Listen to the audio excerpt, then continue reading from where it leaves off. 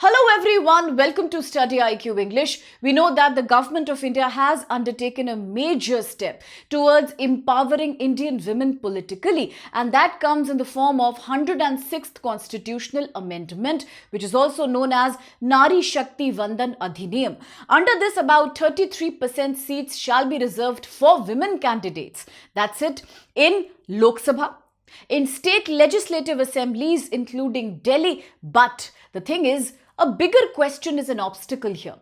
If all of the reservation depends on delimitation, if it depends on when the constituencies and the boundaries shall be redrawn, then perhaps by the time women start enjoying the benefit of these reservations, it will get too late. It at least will not happen by the time we have the 2029 Lok Sabha elections. So that's why, in order to make sure that justice is speedy, in order to make sure that women do get adequate representation, the Indian government has now decided finally to increase the number of seats in Lok Sabha. Now this is coming as a major surprise to most people, because for the first time we are doing such an activity after about say 5 decades, and the purpose is that all this needs to be finished before the 2029 Lok Sabha election. What do you mean by delimitation? Quite an important topic for GS paper 2, Polity and Governance. Delimitation is when we redraw the constituency boundaries based on population. It's usually done after the new census data has emerged. But we know that in India after 2011, we have not had any census done so far. So what is the government planning today?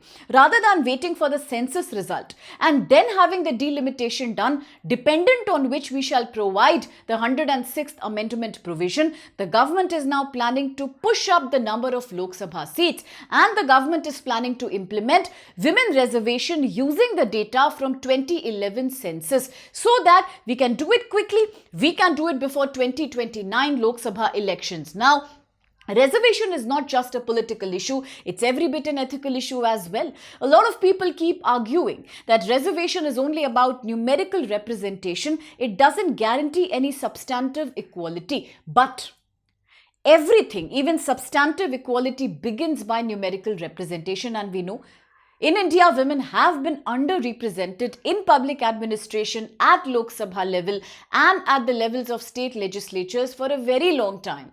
So now comes the moment of justice, where the government feels we should expedite the implementation of this new 33% reservation. So now what will happen? Under the new Amendment Act of 2023, that's 106th Amendment Act, the government says we will implement women reservation by delinking. Let's remember, by delinking it, the reservation itself, from census and delimitation delay. Because if we were to wait for the new census, it will happen in 2027. That means by the time we do a restructuring, the election that's upcoming in 2029 will already be a missed opportunity. And they say justice delayed is justice denied. So therefore the government says, let's delink it from census and let's expedite the process.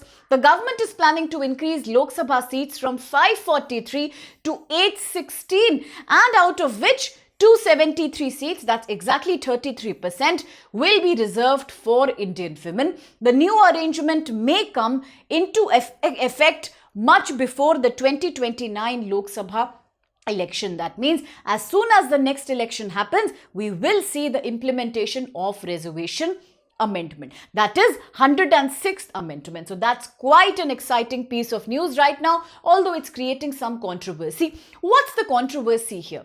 The controversy is the disagreement that's coming from certain states in India, especially the southern Indian states, and it's a very valid objection. Now these states feel that already it is the large states, heavily populated states, that get the benefit of extra seats at the level of Lok Sabha. Why? Because ultimately delimitation means redrawing constituency based on population. So therefore these states are worried. And the same worry was also reflected during 16th Finance Commission recommendation. It is states like Kerala, Karnataka, Tamil Nadu, Maharashtra who say that we have been able to control our population. They have today achieved a fertility rate that's well below 2.0. In fact, in some of these states, it has fallen below 1.9 as well. That means they feel that it's unfair to actually give more seats on the basis of more population, just like they were criticizing the horizontal devolution criteria under Article 280 and 281 of the Finance Commission. Yes? So, same thing is coming into picture now. There are states who are feeling that this will give undue benefit to larger states and more heavily populated states. But talking about the reservation itself, this 33% reservation is not just for Lok Sabha. We know it is for state assemblies also. But the implementation was depending on census and delimitation, and therefore there was an unnecessary delay. Without census, no delimitation, and that means no reservation either until at least 2030. There was no possibility of having any data for implementing the reservation. People were complaining already women are underrepresented. This further leads to structural inequality and lack of representation. So therefore, the government says, let us do a delinking. Let's increase the total number of Lok Sabha seats and then give reservation to women for 273 seats. But now here is an important thing to observe. The government understands that there are complaints coming from smaller southern Indian states that it is the large heavily populated states including Uttar Pradesh, Bihar, Madhya Pradesh who will now get overall more seats in Lok Sabha. So what does the government do?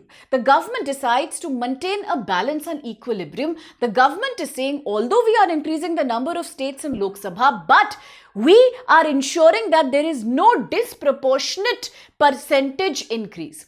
How? Because the proposal has kept the proportion of seats for each state the same. There is going to be no extra seat given to any particular state. Yes, and the seat allocation is exactly on the same proportion. The only problem is that states will actually get practically more number of seats. That is what some states are complaining. Now, as per the central government, the formula, the current proportion of state allocation is same.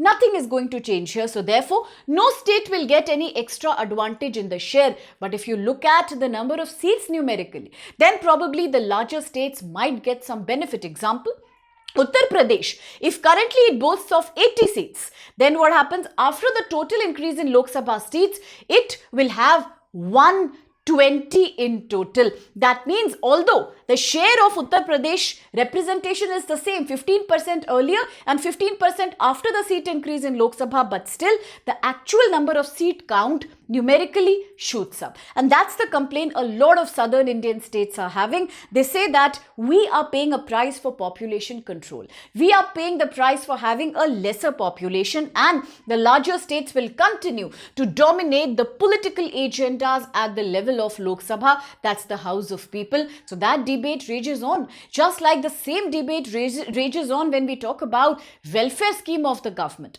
when we talk about Finance Commission allocation. Now this time Finance Commission has also demanded fiscal disciplining from the state. It said we are not going to finance for your revenue deficit at all. It also said now we are going to reward efficiency. That is, we will keep one criteria as state gross domestic product.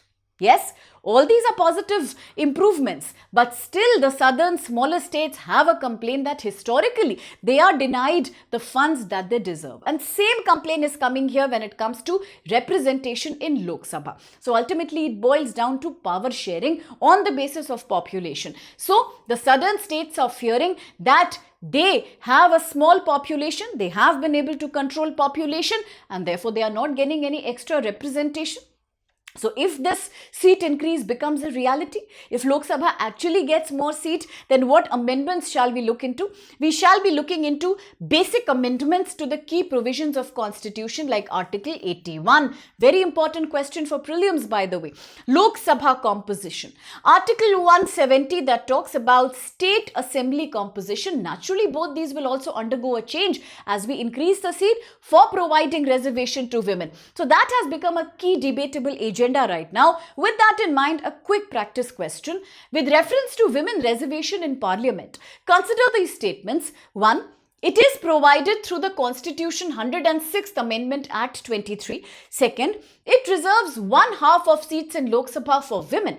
3. It provides reservation for women within the scheduled caste and scheduled tribal quotas. And 4. The reservation will come into effect after delimitation based on the upcoming census data. Very easy question if the concept is clear to you. Try to answer and keep us posted in the comment box. Now you can also download this QR code for our Telegram channel where we keep sharing UPSC relevant, facts and questions, and you can become a part of the community. Now a quick reminder about the Safalta Mahotsav sale. Well, the sale has been extended to 27th March 2026. That means now you can enroll for the course of your choice, whether 2027 or 28, at 60% off. And that's a major sale.